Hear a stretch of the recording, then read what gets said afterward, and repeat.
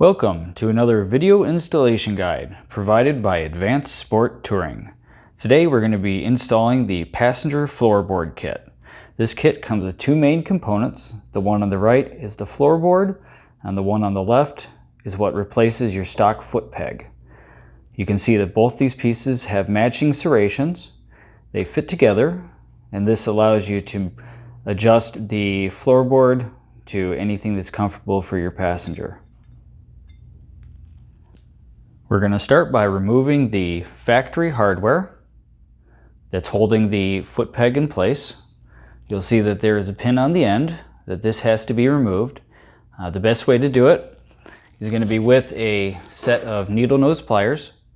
And what you do is you grab onto the end of it and pull it free. The other method is with a very small flathead screwdriver. There's two little spots that you can get it in and push it out. Disadvantage of doing it that way is you're likely to scratch the finish on your bike.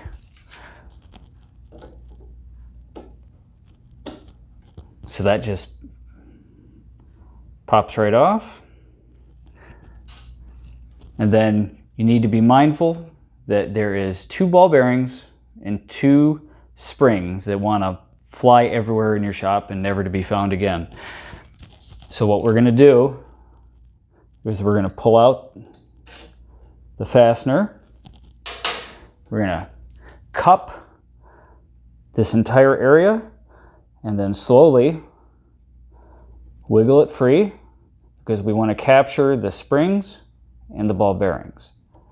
And then slowly pull them apart and you'll see what we have. Now is your opportunity to clean this. Get all the debris out of there that's been accumulating. It'll just make it easier to put in the rest of the pieces. Included in the kit are two extra strong springs and two ball bearings.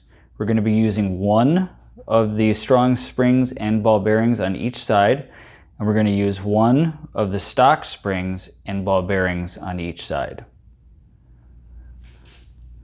You're also going to have two of these included in your kit, and you'll see that it has a rounded edge and a flat edge.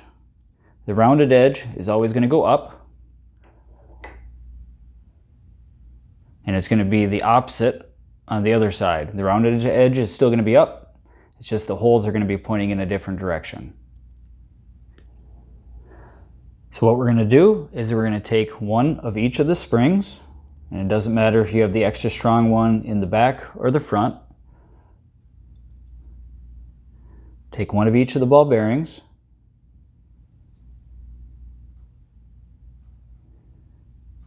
Take that silver plate that you took off, flat part in the back, round part in the front, with the flanges facing up.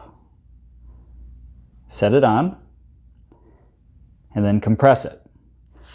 Keep it compressed, and then slide it while keeping it in position into the factory bracket.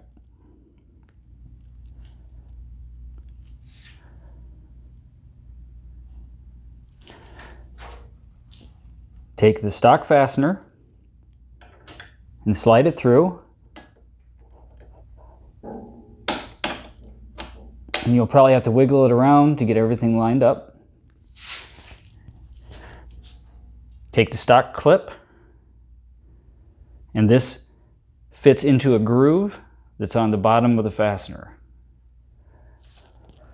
And to install this, I like to take my needle nose pliers and grab onto it like so, and then slide it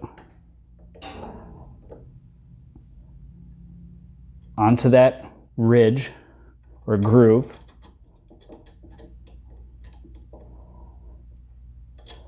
and then compress it into position. Now you can test it.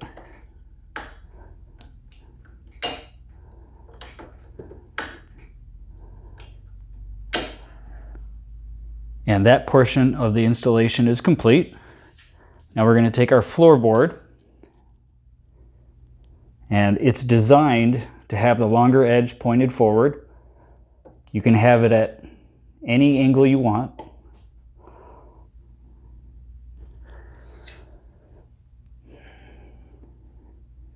Take the long bolt that's included in the kit, slide it through the hole, and you'll see that there's a hole that's threaded at the end. Thread it into position until it's hand tight, until you can't turn the bolt anymore. Get your wrench and tighten it. Make sure that your serrations are lined up and the installation is complete. The installation for the other side is exactly the same.